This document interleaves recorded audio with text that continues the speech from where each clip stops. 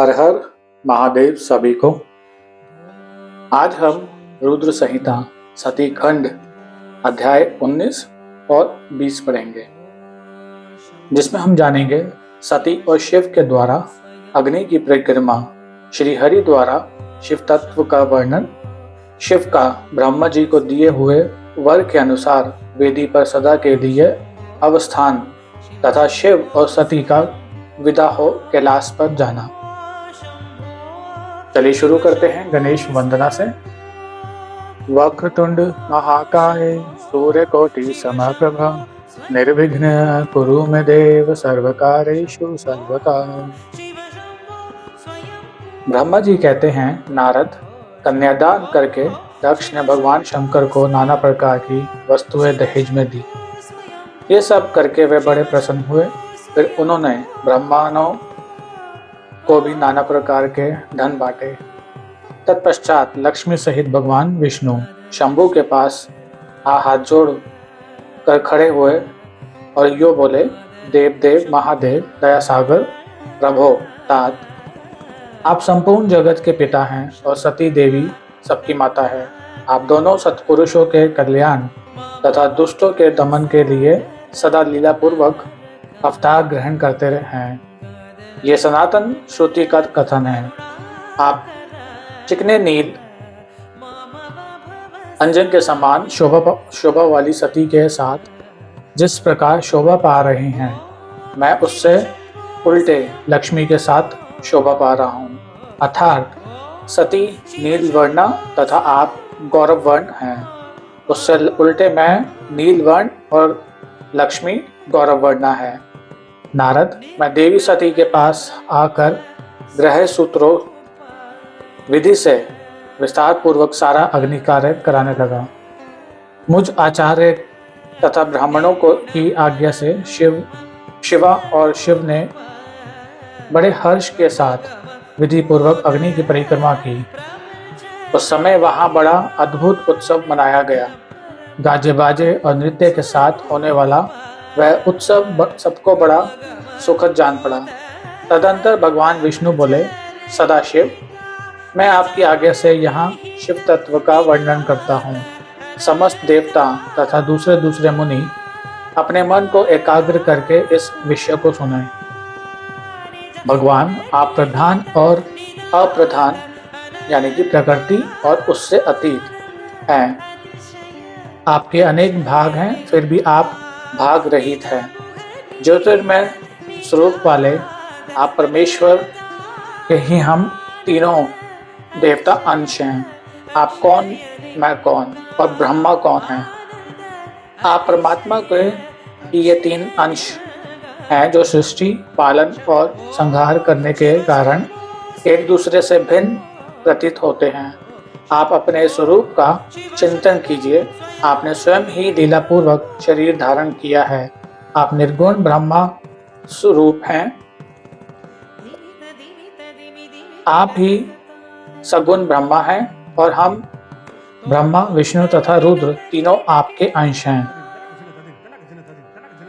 जैसे एक ही शरीर के भिन्न भिन्न अवयव, मस्तक, ग्रीवा आदि नाम धारण करते हैं, तथापि उस शरीर से वह भिन्न नहीं है, उसी प्रकार हम तीनों अंश आप परमेश्वर के ही अंग हैं, जो ज्योतिर्मय आकाश के समान सर्वव्यापी एवं निर्लेप स्वयं ही अपना धाम, पुराण, कूटस्थ, अव्यक्त, अनंत, नित्य तथा दीर्घ आदि विशेषणों से रहित निर्विशेष ब्रह्मा है।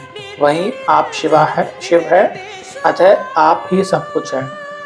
ब्रह्मा जी कहते हैं, मुनीश्वर, भगवान विष्णु की यह बात सुनकर महादेव जी बड़े प्रसन्न हुए।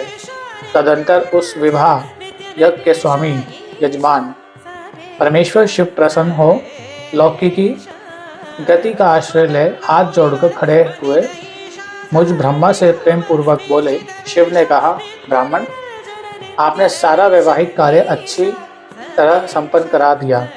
अब मैं प्रसन्न हूँ। आप मेरे आचार्य हैं। बताइए, आपको क्या दक्षिणा दूं? सुज्येष्ठ, आप उस दक्षिणा को मांगिए। महाभाग, यदि वह अत्यंत दुर्लभ हो तो भी उसे शीघ्र कहिए। मुझे आपके लिए कुछ भी अदेय नहीं है।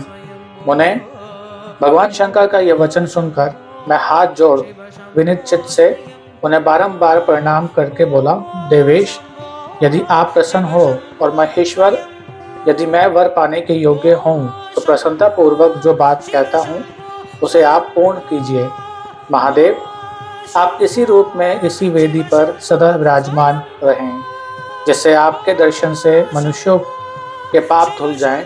चंद्रशेखर, आपका सानिध्य होने से मैं इस वेदी के समीप आश्रम बनाकर तपस्या करूं, यह मेरी अभिलाषा है।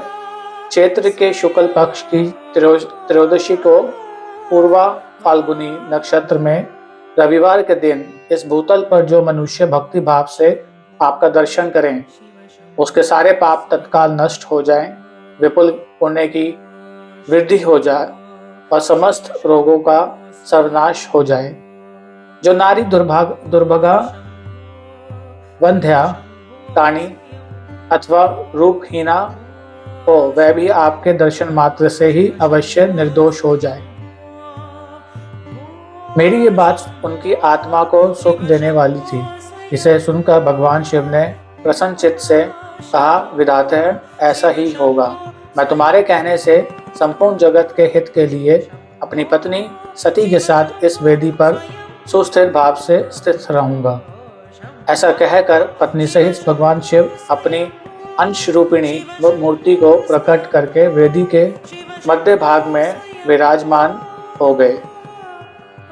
तत्पश्चात स्वजनों पर स्नेह रखने वाले परमेश्वर शंकर दक्ष से विदा ले अपनी पत्नी सती के साथ कैलाश जाने को उद्यत हुए।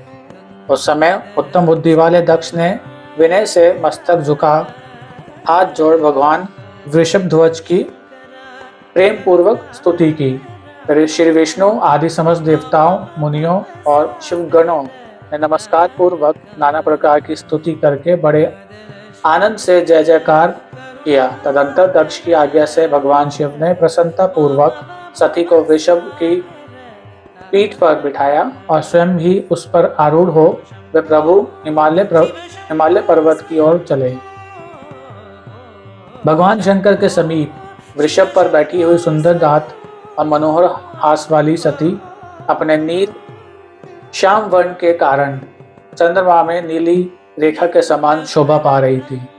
उस समय उन नव दंपति की शोभा देख श्री विष्णु आदि समस्त देवता, मरीचि आदि महर्षि तथा दूसरे लोग ठगे से रह गए, हिल डोल भी ना सके तथा दक्ष भी मोहित हो गए।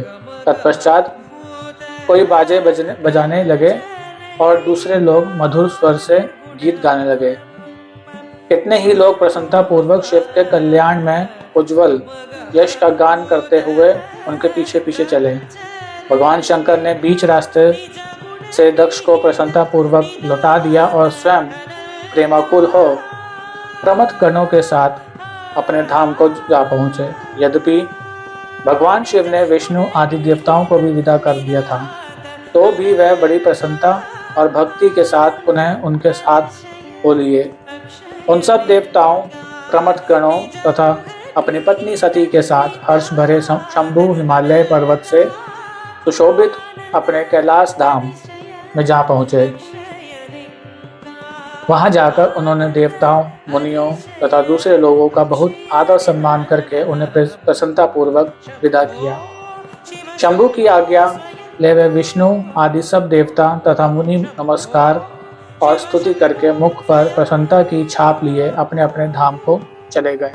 सदाशिव का चिंतन करने वाले भगवान शिव भी अत्यंत आनंदित हो हिमालय के शिखर पर रहकर अपनी पत्नी दक्ष कन्या सती के साथ विहार करने लगे। सूत जी कहते हैं, मुनियों, पूर्व काल में स्वयंभू मनवंतर में भगवान शंकर और सती का जिस प्रकार विवाह हुआ वह सारा प्रसंग मैंने तुमसे कह दिया। जो विवाह काल में, यज्ञ में अथवा किसी भी शुभ कार्य के आरंभ में भगवान शंकर की पूजा करके शांत चित्त से इस कथा को सुनता है, उसका सारा कर्म और वैवाहिक आयोजन बिना किसी विघ्न बाधा के पूर्ण होता है। और दूसरे शुभ कर्म भी सदा निर्विघ्न पूर्ण होते हैं। इस शुभ उपाख्यान को प्रेम पूर्वक सुनकर विवाहित होने वाली कन्या भी सुख, सौभाग्य, सुशीलता और सदाचार आदि सद्गुणों से संपन्न साध्वी स्त्री तथा पुत्रवती होती है। अध्याय 19 और 20 संपूर्ण। नमः पार्वती पते। हर हर महादेव। सभी को हर हर महादेव। जय शिव शंकर।